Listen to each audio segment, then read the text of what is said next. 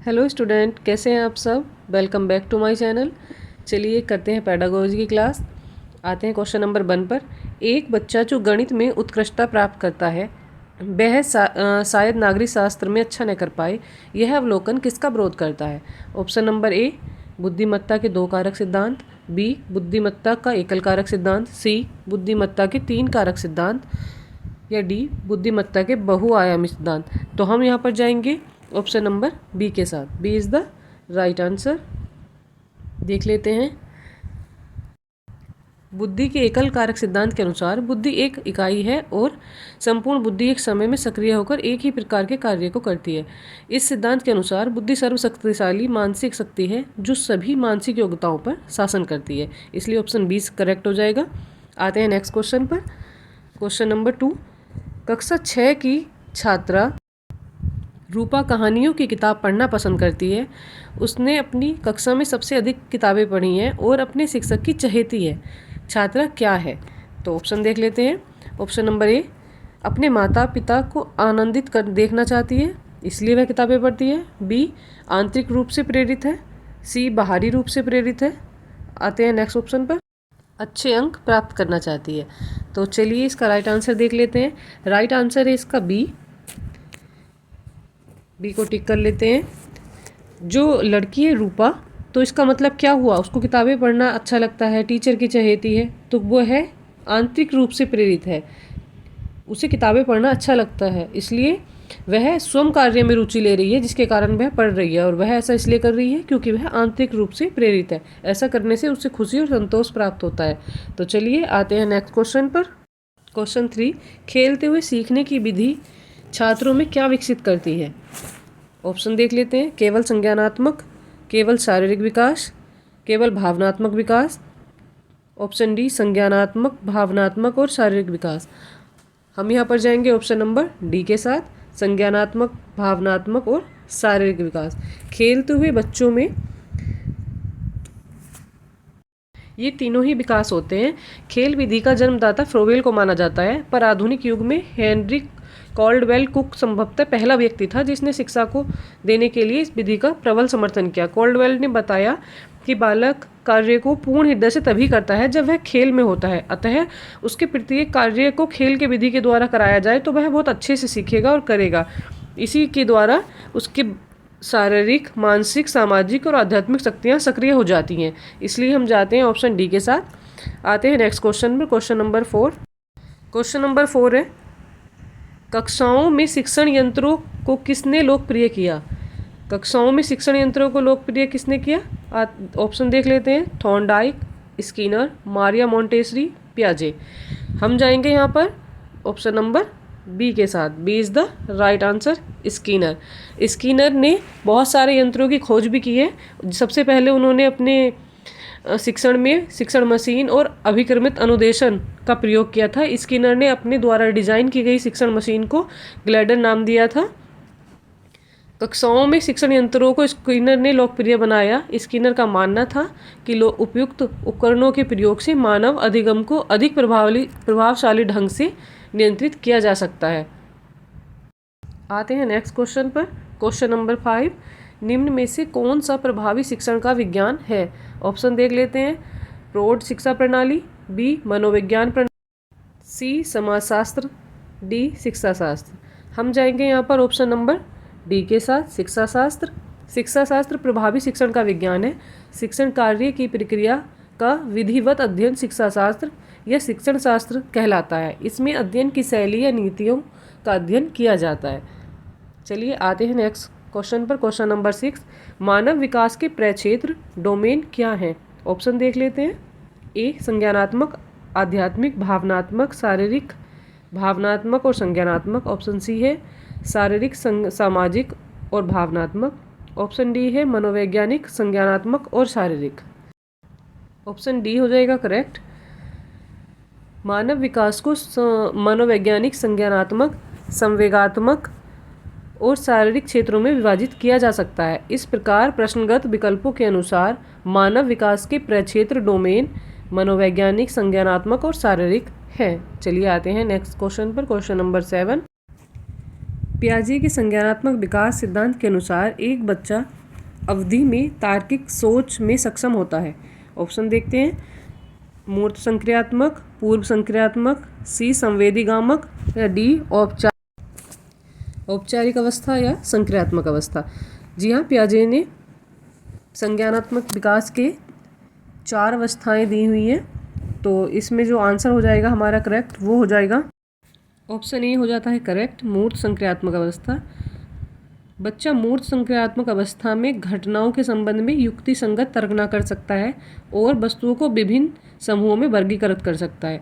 वस्तुओं की मानस प्रतिमाओं पर परिवर्तनीय मानसिक संक्रियाएं करने में भी वह सक्षम हो जाता है। तो ऑप्शन हो जाता है ए करेक्ट। आते हैं नेक्स्ट क्वेश्चन पर। क्वेश्चन नंबर 8, व्यक्तित्व का मतलब क्या है? ऑप्शन ए है एक व्यक्ति के बारे में सभी पहलू, बी शारीरिक, मानसिक और सामाजिक पहलू, सी शारीरिक, भावनात्मक और सामाजिक पहलू, डी शारीरिक और मानसिक पहलू। चलते हैं राइट आंसर के साथ। राइट आंसर हो जाएगा ऑप्शन नंबर ए। व्यक्तित्व का मतलब होता है एक व्यक्ति के बारे में उसके सारे पहलू, सभी पहलू, शारीरिक, मानसिक, भावनात्मक, बौद्धात्मक, जितने भी पहलू होते हैं एक व्यक्तित्व के अंतर्गत सभी आते हैं। तो ऑप्शन हो जाएगा ए करेक्ट। आते हैं नेक्स्ट क्वेश्चन पर। नेक्स्ट क्वेश्चन है क्वेश्चन नंबर 9, PWD का पूर्ण रूप क्या है? ऑप्शन देख लेते हैं। A person with disabilities, B person without disabilities, option C pupil with differences, option D pupil with डिफरेमेंटीज। तो यहाँ पर राइट आंसर होने वाला है हमारा option number A, person with disabilities. इसका पूरा नाम होता है पर्सन विद डिसेबिलिटीज़ और इसको हिंदी में बोला जाता है विकलांग जन अयोग्यता अधिनियम। इस नियम का यह नियम जो बनाया गया था 1995 में बनाया गया था और इस नियम को जो लागू किया गया था वो किया गया था 7 फरवरी 1996 में। PWD एक्ट के तहत विकलांग लोगों के लिए समान अवसर तथा राष्ट्र के निर्माण में उनकी भागीदारी की बात की गई है। चलिए आते हैं नेक्स्ट क्वेश्चन पर। Question number 10। क्वेश्चन नंबर है 10, महिलाओं की जो शिक्षा में कमी आती है, महिला शिक्षक जो कम होते हैं वहाँ उचित सार्वजनिक सुविधाओं में कमी होती है, ग्रामीण क्षेत्रों में सेवा करने के लिए महिला शिक्षक की अनिच्छा होती है, वित्तीय कठिनाइयाँ और परिवहन की समस्या, यह सब किन छात्रों की शिक्षा में प्रमुख समस्याएं उत्पन्न कर सकता है या समस्याएं हैं? यहाँ पर ऑप्शन देख लेते हैं। कन्या छात्राओं, ग्रामीण छात्र, विकलांग छात्र या डी है जनजातीय छात्र।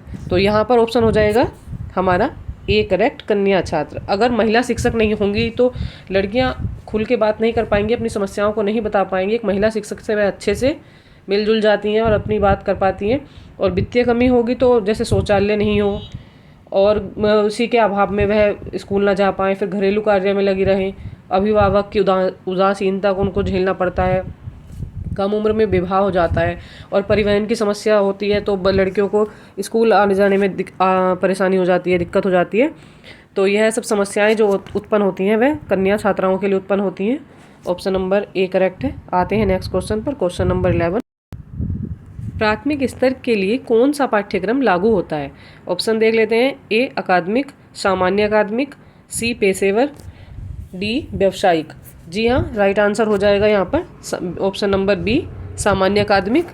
सामान्य अकादमिक प्राथमिक स्तर पर इसलिए लागू किया जाता है जिससे कि उसमें भाषा सीख सकें, पर्यावरण के बारे में जान सकें, सामान्य गणित की गणनाएं सीख सकें, जैसे विषयों को शामिल किया जाता है ताकि प्राथमिक स्तर के विद्यार्थी अपने आसपास के वातावरण से परिचित हो सकें। आते हैं नेक्स्ट क्वेश्चन पर। क्वेश्चन नंबर 12, स्कूलों में ICT लागू करने में बाधा क्या आती है? ऑप्शंस देख लेते हैं। ए प्रौद्योगिकी, बी शिक्षकों की योग्यता, सी बुनियादी ढांचा, डी छात्रों का ध्यान। यहाँ पर हम जाएंगे ऑप्शन नंबर सी के साथ, बुनियादी ढांचा। जी हाँ, अगर स्कूलों का बुनियादी ढांचा या हमारे प्रशासन का बुनियादी ढांचा ही कमज़ोर होगा तो हम ICT की शिक्षा विद्यालयों तक पहुँचाने में असमर्थ हो जाएंगे। साथ ही हम क्या कर पाएंगे, जनसंख्या घनत्व के अनुसार प्रति छात्र ICT पर जो आर्थिक व्यय होता है उसको निर्धारित किया जाना चाहिए, वो हम नहीं कर पा रहे हैं। उच्च शिक्षा हेतु छात्रों की संख्या को बढ़ावा देना भी एक बड़ा मुद्दा है, वो भी हम यहाँ पर पूरा नहीं कर पा रहे हैं। तो जो आईसीटी को लागू करने में समस्या उत्पन्न होती है वो होती है बुनियादी ढांचे से। आते हैं नेक्स्ट क्वेश्चन पर। नेक्स्ट क्वेश्चन है 13। क्वेश्चन नंबर 13 है, वह कौन सा दृष्टिकोण है जो छात्रों की सांस्कृतिक रूप से भिन्न आबादी की आवश्यकताओं को पूरा करने के लिए आज की विविध मानक आधारित कक्षा में महत्वपूर्ण है? ऑप्शन देख लेते हैं। ए विविध निर्देश, बी बहुसांस्कृतिक निर्देश, सी व्यक्तिगत निर्देश, डी बहुभाषी निर्देश। जी हाँ, ऑप्शन नंबर बी हो जाएगा करेक्ट, बहुसांस्कृतिक निर्देश। अगर कक्षा में भिन्न भिन्न आबादी को एक साथ लाना है, उसको साथ साथ हम पढ़ाना चाहते हैं और उसको शिक्षित करना चाहते हैं, तो उसके लिए बहुसांस्कृतिक निर्देश हमें देने होंगे। आते हैं क्वेश्चन नंबर 14 पर। थॉर्नडाइक के अनुसार सुखद अनुभवों को सीखने पर एक स्थायी प्रभाव पड़ता है। सीखने की प्रक्रिया में पुरस्कारों सजा की भूमिका महत्वपूर्ण होती है। ऑप्शन देख लेते हैं। ऑप्शन दिए हुए हैं अभ्यास की विधि, बी प्रतिक्रिया की विधि, सी प्रभाव की विधि, डी तैयारी की विधि। तो यहाँ पर हम जाएंगे ऑप्शन नंबर सी के साथ। ऑप्शन नंबर सी को टिक कर लेते हैं। चलिए जानते हैं इसके बारे में। थॉर्नडाइक के प्रभाव के नियम को संतोष या असंतोष का नियम भी कहा जाता है।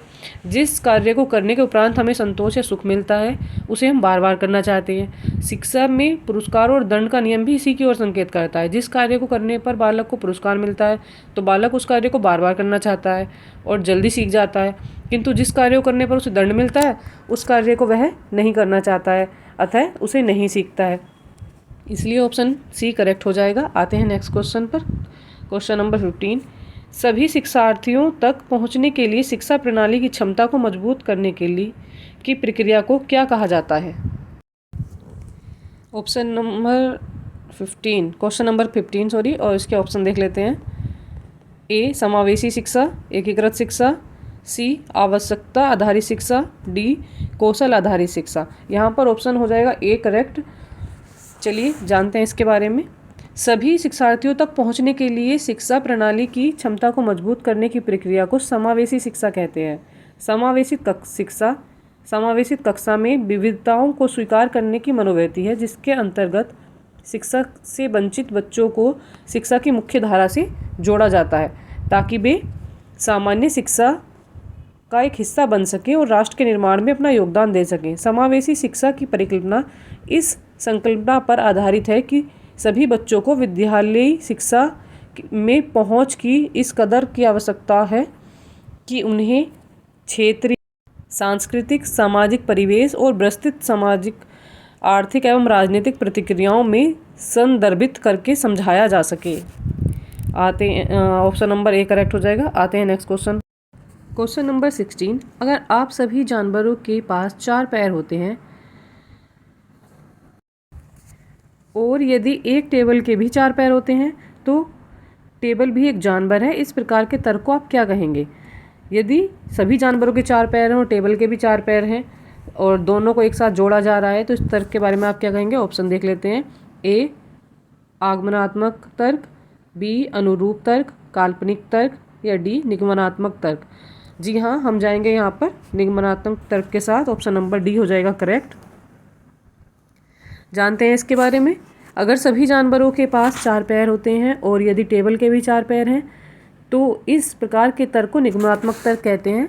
तर्क की जिस प्रक्रिया में एक या अधिक ज्ञात सामान्य कथनों के आधार पर किसी निश्चित निष्कर्ष पर पहुंचा जाता है वहां पर क्या होता है? निगमनात्मक तर्क होता है। आते हैं नेक्स्ट क्वेश्चन पर। नेक्स्ट क्वेश्चन है क्वेश्चन नंबर 17। मानव के विकास की दिशा होती है। ऑप्शन ए है दूर से समीप की ओर, पैर से सिर की ओर, सिर से पैर की ओर, केवल सिर की ओर। जाते हैं नेक्स्ट अपने राइट आंसर पर। तो हमारा जो राइट आंसर है वो हो जाएगा सिर से पैर की ओर। सबसे पहले बच्चे के क्या होता है? सिर का विकास होता है, फिर धड़ का विकास होता है और सबसे बाद में उसके हाथ पैरों का विकास होता है। तो ऑप्शन नंबर सी हो जाएगा करेक्ट। आते हैं नेक्स्ट क्वेश्चन पर। Question number 18। मिस्टर समीर एक सामाजिक अध्ययन शिक्षक हैं। उन्होंने अपने छात्रों को एक असाइनमेंट दिया है, शहर में ट्रैफिक जाम से कैसे बचे। वे सोच को बढ़ावा दे रहे हैं। तो यहाँ पर आपको बताना है कौन सी सोच को बढ़ावा दे रहे हैं। ऑप्शन दे रखे हैं यहाँ पर। ऑप्शन ए अपसारी और अभिसारी दोनों, बी अभिसारी, सी अपसारी, डी बुद्धिमत्ता। हम यहाँ पर जाएंगे ऑप्शन नंबर सी के साथ, अपसारी। अपसारी जो चिंतन होता है तो उसमें क्या होता है, बच्चे जो होते हैं या कोई भी व्यक्ति समस्या के हल करने के लिए कई तरह से सोच सकता है, कई तरीके निकाल सकता है। अपसारी चिंतन जो होता है सृजनात्मक होता है। तो यहाँ पर जो शिक्षक ने उन्हें असाइनमेंट दिया है ट्रैफिक जाम के लिए, तो यहाँ पर बच्चे अपसारी चिंतन करेंगे और कई तरह के तरीके निकालेंगे जाम की समस्या से निजात पाने के लिए। तो यहाँ पर ऑप्शन हो जाएगा सी करेक्ट। आते हैं अपने नेक्स्ट क्वेश्चन पर। क्वेश्चन नंबर 19, किस विधा के शिक्षण के समय आप मौन पाठन को महत्व देंगे? ऑप्शन देख लेते हैं यहाँ पर। संवादात्मक कहानी, बी कविता, सी एकांकी, डी निबंध। यहाँ पर जो राइट आंसर हो जाएगा वो हो जाएगा डी निबंध, क्योंकि अगर आप कोई संवाद वाली कहानी का पाठन कर रहे हैं तब आपको बोलना आवश्यक हो जाएगा। कविता पढ़ते हैं तो आप बोल कर ही पढ़ते हैं, एकांकी सुनाते हैं तो वो भी बोल कर ही सुनाते हैं, पर निबंध को आप शांत बैठकर मौन बैठकर पढ़ सकते हैं। तो ऑप्शन डी हो जाएगा करेक्ट। आते हैं नेक्स्ट क्वेश्चन पर। क्वेश्चन नंबर 20, भाषा शिक्षण की प्रक्रिया है। भाषा शिक्षण की जो प्रक्रिया है वह कैसी है? ऑप्शन देख लेते हैं। ए अत्यंत जटिल प्रक्रिया, बी भाषा की कक्षा में ही संभव है, सी घर में संभव नहीं, डी विभिन्न विषयों की कक्षा में भी संभव है। तो यहाँ पर राइट आंसर हो जाएगा डी। जी हाँ, भाषा शिक्षण की जो प्रक्रिया है वह विभिन्न कक्षाओं में भी संभव हो सकती है। तो आते हैं नेक्स्ट क्वेश्चन पर। क्वेश्चन नंबर है 21 है, कविता शिक्षण में आप सर्वाधिक महत्व किसको देंगे?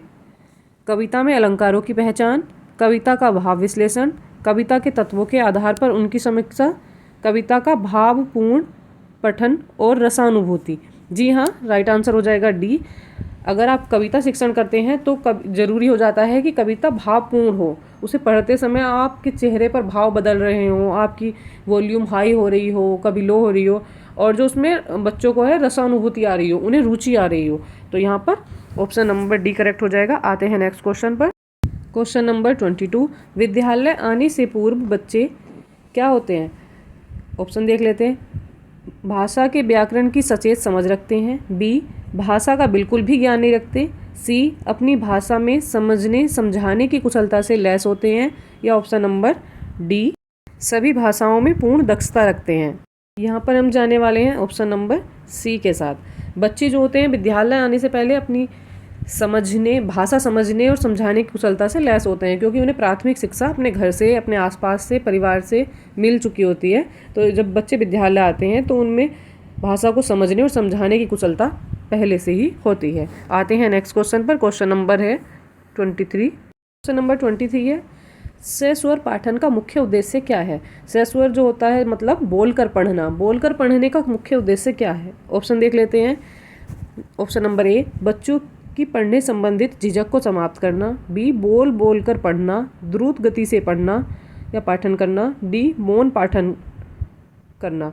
तो यहाँ पर जो राइट आंसर हो जाएगा ए।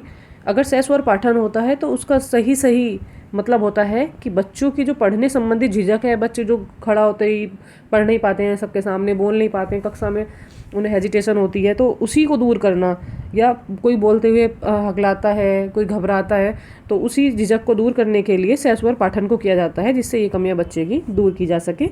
आते हैं नेक्स्ट क्वेश्चन पर। क्वेश्चन नंबर है 24। शिक्षक की स्वयं की भाषा प्रयोग की कुशलता। ऑप्शन देखते हैं। बच्चों की भाषा प्रयोग पर कोई प्रभाव नहीं डालती, बी बच्चों को अलंकारिक भाषा प्रयोग के लिए प्रेरित करती है, सी बच्चों को भाषा के अनुकरण के लिए बाध्य करती है, बच्चों के भाषा प्रयोग के लिए आदर्श रूप प्रस्तुत करती है। राइट आंसर हो जाएगा यहाँ पर डी। अगर टीचर प्रभावशाली ढंग से बोलता है, अच्छे से बातें करता है, तो बच्चों के भाषा प्रयोग के लिए एक आदर्श रूप प्रस्तुत करता है। तो यहाँ पर ऑप्शन नंबर डी करेक्ट है। आते हैं नेक्स्ट क्वेश्चन पर। Question number 25। भाषा सीखने सिखाने की प्रक्रिया में अर्थ गढ़ने का आधार मुख्यतः है। ऑप्शन देख लेते हैं। ऑप्शन नंबर ए है शिक्षक द्वारा अर्थ बताना, बी शब्दकोश देखना, सी पाठ्य पुस्तक, डी समाज और सांस्कृतिक परिवेश। जी हाँ, राइट आंसर हो जाएगा यहाँ पर डी समाज और सांस्कृतिक परिवेश। भाषा में अर्थ गढ़ने का आधार क्या होता है? सबसे पहले तो जरूरी है कि हमें समाज और सांस्कृतिक परिवेश मिल सके, एक ऐसा परिवेश मिल सके जहाँ पर भाषा के अर्थ को स्पष्ट रूप से व्यक्त किया जा सके। तो ऑप्शन नंबर डी हो जाएगा करेक्ट। चलिए इसी के साथ आज की क्लास भी समाप्त हो जाती है।